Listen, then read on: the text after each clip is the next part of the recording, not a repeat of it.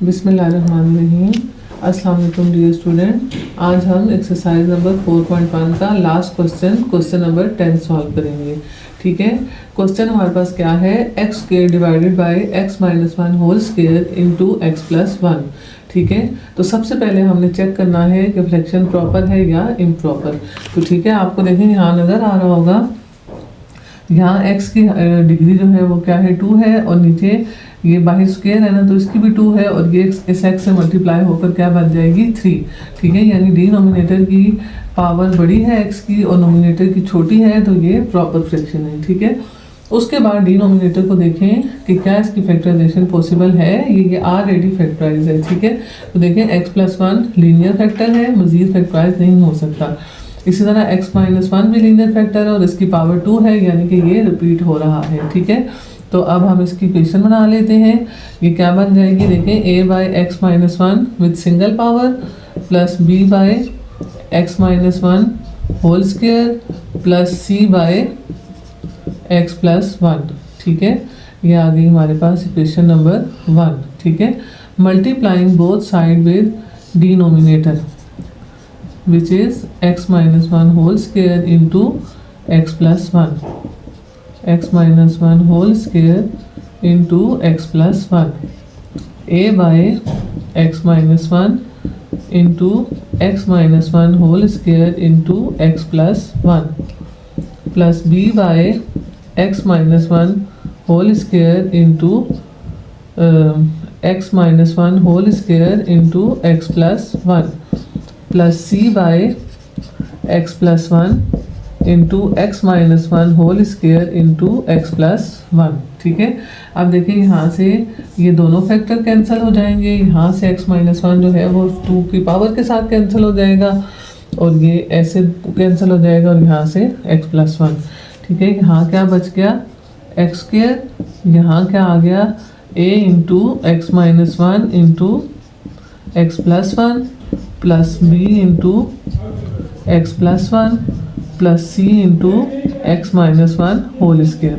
ठीक है, अब देखें यहाँ पर हमारे पास दो फैक्टर आ रहे हैं, एक x माइनस वन और एक x प्लस वन, यानी एक दफ़ा हमने x की वैल्यू 1 पुट करनी है और एक दफ़ा माइनस वन। ठीक है, तो पहले हम 1 पुट कर लेते हैं, put x is equal to 1। ठीक है, यहाँ क्या आ जाएगा 1 का स्क्वायर, ये आ जाएगा 1 minus one 1 plus one plus b into 1 plus one plus c into 1 minus one square.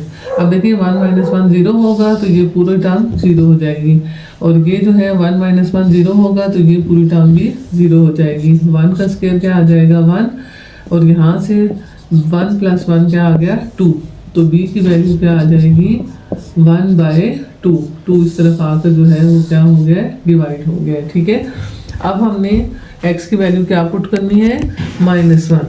ठीक है, put x is equal to minus one, इस तरफ आ जाएगा माइनस वन का स्क्वायर, इधर आ जाएगा minus one minus one minus one plus one plus b into minus one plus one plus c into minus one whole square.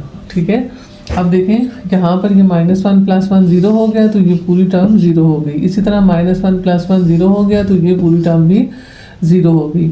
यहाँ से minus one का स्क्वायर क्या बन जाएगा 1, और यहाँ पर माइनस वन क्या हो जाएगा माइनस टू। ठीक है, अब नेक्स्ट स्टेप में माइनस टू का स्क्वायर लेंगे तो ये क्या आ जाएगा प्लस 4। अब 4 इस तरफ आकर डिवाइड हो जाएगा, तो c का आंसर हमारे पास क्या आ जाएगा 1 बाई 4। ठीक है, c का आंसर हमारे पास क्या आ गया 1 बाई 4। ठीक है, अब हमने क्या करना है, ये दो आंसर हमारे पास निकल आए हैं, इनको हम साइड में लिखते हैं क्योंकि मैं बोर्ड को ज़रा रब करूँगी। c की वैल्यू 1 बाई 4 आई है और b की 1 बाई 2 आई है। ठीक है, अब हमें क्या करना है, again using equation number 2 and expanding the equation. ठीक है, वापस हमने दोबारा से जहाँ से मैंने मिटाया है, आपने इसी के आगे से क्या करना है, इक्वेशन नंबर 2 को दोबारा लिखना है और इसको खोलना है, क्योंकि देखें दो फैक्टर्स की वैल्यू निकल आई हैं, ए और बी, सॉरी बी और सी की, ए की वैल्यू अभी नहीं निकली। ठीक है, तो अब हम इसको एक्सपेंड करेंगे। देखें ये जो है पहला ए के साथ x माइनस वन और x प्लस वन आ रहा है, ये फार्मूला बन जाएगा और ये क्लोज होकर क्या बन जाएगा, एक्स स्क्वायर माइनस वन।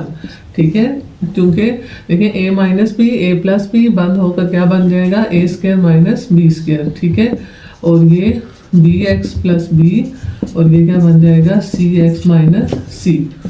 ठीक है, इसको खोलें, ये बन जाएगा A X square minus A plus B X plus B plus C X plus C.